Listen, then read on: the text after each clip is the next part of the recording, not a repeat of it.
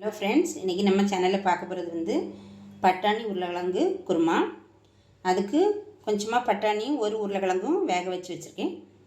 மாதிரி அது கூட வந்து ஒரு சின்ன வெங்காயம் 2 பச்சை மிளகாய் கட் பண்ணி வச்சுருக்கேன். ஒரு தக்காளி கட் பண்ணி வச்சுருக்கேன். அப்புறம் கொஞ்சம் தேங்காய் அரைக்கிறதுக்கு.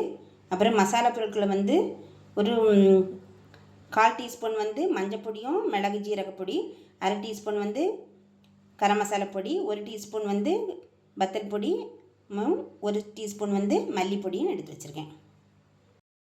குருமா வைக்கிறதுக்கு அடுப்பில் வந்து ஒரு கடாய் வச்சுருக்கேன். கடாயும் சூடாயிடுச்சு. கொஞ்சம் எண்ணெய் ஊற்றிக்கலாம்.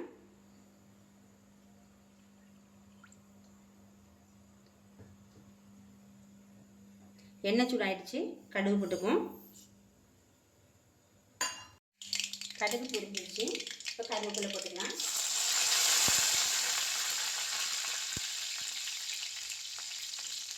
அது கூடவே வந்து வெட்டி வச்சுருக்க வெங்காயமும் பச்சை மிளகாயும் போட்டுக்கணும்.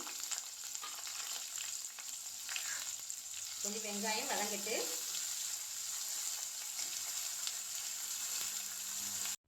சரி, இப்போ வெங்காயம் வதங்கிட்டு தக்காளி போட்டுக்கலாம். தக்காளி கொஞ்சம் நல்லா வதங்கணும். தக்காளிக்கு வதக்கிட்டு எடுத்து வச்சுட்டு மசாலா பொருட்கள் எல்லாம் ஆட் பண்ணிக்கலாம். அதில்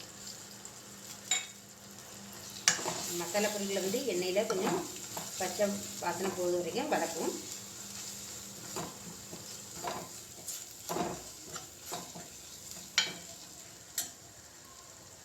அது கூடவே வந்து அரைச்சி வச்சு தேங்காய் போட்டுக்கலாம்.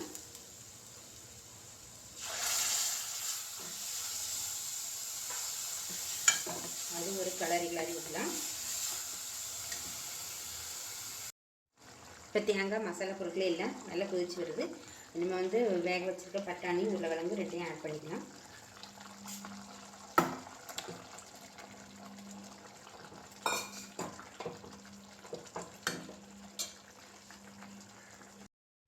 தேவையான உப்பையும் அது கூட ஆட் பண்ணிக்குவோம்.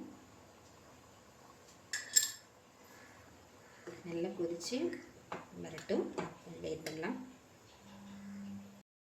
குருமாக்கு உப்பு உரைப்பு எல்லாம் கரெக்டாக இருக்குது. இப்போ வந்து கொஞ்சம் கொத்தமல்லி கீரை ஆட் பண்ணிக்குவோம். கொத்தமல்லி கீரை ஆட் பண்ணி கொஞ்சம் நேரத்தில் இதை இறக்கிடலாம்.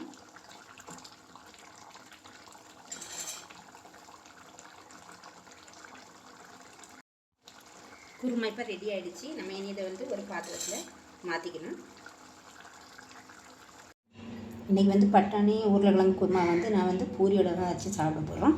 நீங்களும் இதே மாதிரி செய்து பாருங்கள். சப்ஸ்கிரைப் பண்ணுங்கள். செய்து பார்த்துட்டு கமெண்ட்ஸில் எப்படி இருக்குன்னு சொல்லுங்கள். நன்றி.